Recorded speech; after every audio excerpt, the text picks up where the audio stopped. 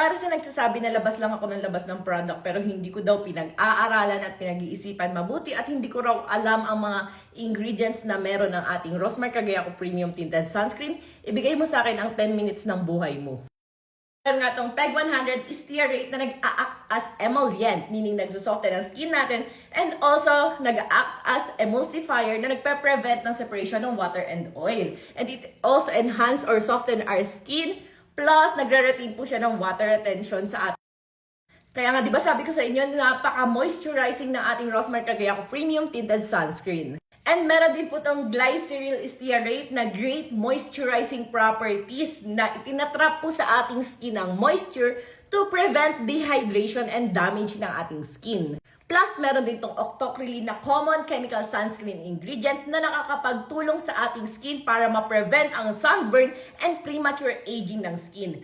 Plus, octocrylene din po ang isa sa ingredients na nagkakos para maging water resistant ang ating sunscreen. O, diba? So, meron din po itong Ethylexyl na nag-improve lang ng ating skin appearance. Meron din po itong Ethylexyl methoxycinnamate na normally chemical sunscreen agent na nag-absorb ng UVB radiation. Ayan, nagpe-prevent yon para ma-prevent yung mga sunburn or other sun-related damage. Meron din po itong Ethylexyl salicylate na synthetic sunscreen ingredients for UVB light. Pero nag-offer din naman ito ng small protection para sa UVA, yung Ethylexyl salicylate. Yun Itong BIS ethylexyl oxyphenol methoxypenyl triazine or tinatawag na Tinosorb S for short. Ayan na nagpo-protect ng ating skin para sa UVA and UVB rays. And syempre, yun din yung nag-offer sa atin ng broad spectrum protection. Plus, ang Tinosorb S pala guys ay synthetic UV filter. Hindi siyang diaxopropyl adipate na nag-act as lubricant sa ating skin para mas ma-spread natin ang ganun ang ating At ang dami nagtatanong kung oily daw ba to or pwede ba sa oily skin. So meron po itong diisopropyl sebacate para matulungan na hindi maging oily or greasy feels yung ating sunscreen. So meron din po siyang propylene na nagre-retains ng moisture ng ating skin at nag-aalaw parang deep penetration na ginagamit natin sa mga lotion, serum at saka sa mga creams para mag-penetrate siya deep down into your skin. So, dispersed mineral UV filters naman ang ginagawa ng C15 to 19 alkane na nagsusoften ng ating skin, nag-smooth, ganon. So, next naman guys is yung Dimeticon. So, yun naman yung parang lock-in hydration para ma-minimize yung water loss sa ating skin. Saka kung ikaw ay parang may maraming fine lines, wrinkles, na tutulong siya para hindi masyadong pansinin yung mga yun. Na tamang-tama rin para sa mga dry and itchy skin. Yung Dimeticon nga pala, napakaganda niyan dahil na-flatten niya yung mga scars natin sa face and nagle-less siya ng collagen production ng scar tissue. Siyempre para mag-goodbye dark spot. So, meron ditong titanium dioxide. Ayun yung mga coverage, ganon, and reflect. And siya rin yung nag-scatters ng UV rays. Hindi lang yon UVA, UVB protection din natin siya para maiwasan yung damage sa sun, sunburn, anti-aging, premature aging ng skin natin, and skin cancer. Plus, yung titanium dioxide or TiO2, yun po yung ginagamit para maging parang water resistant na parang hindi tayo mahuhulas kapag may makeup tayo, tumapa tayo sa araw, ganon. So, yun yung titanium dioxide guys ay napakaganda dahil isa siyang ng physical sunscreen na kapag upon application mo pa lang ay effect na agad siya.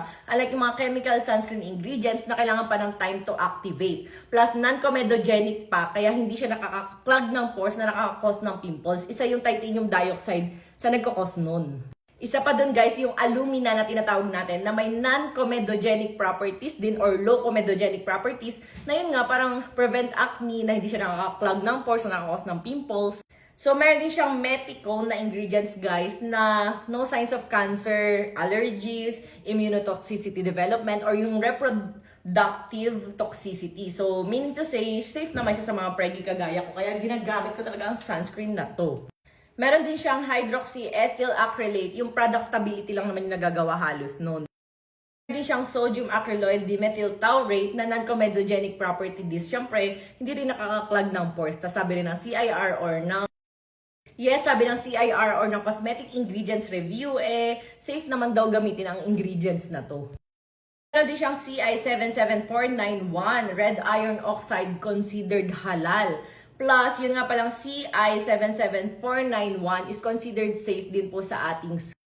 Hindi siya nakaka-cause ng allergic reaction sa ating skin. Pero syempre, do a patch test always when using or whenever using a skincare product sa iyong skin, lalo na sa face, para maiwasan yung allergic reaction. Plus, kapag ka may mga nangyari man ng pamula, redness, pwede nyo maitigil agad and consult your doctor.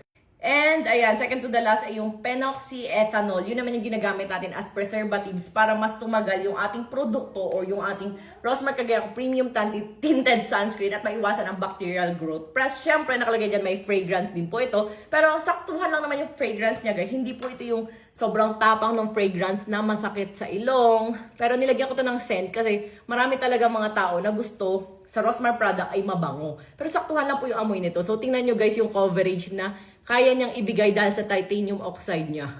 And super blendable pa siya guys. Ayan, kasan ka nakakita ng ganyan?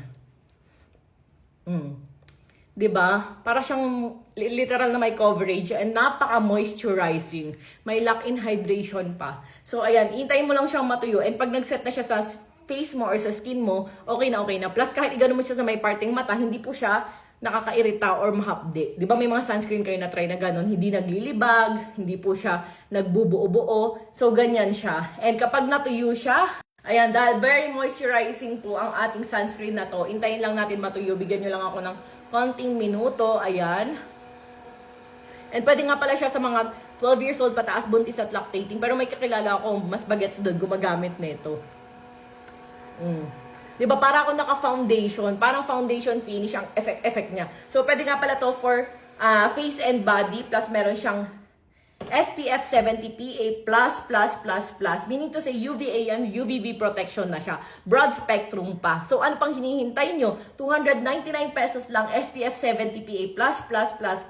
Why magsisettle for less if you can have the best? Ay, check out na!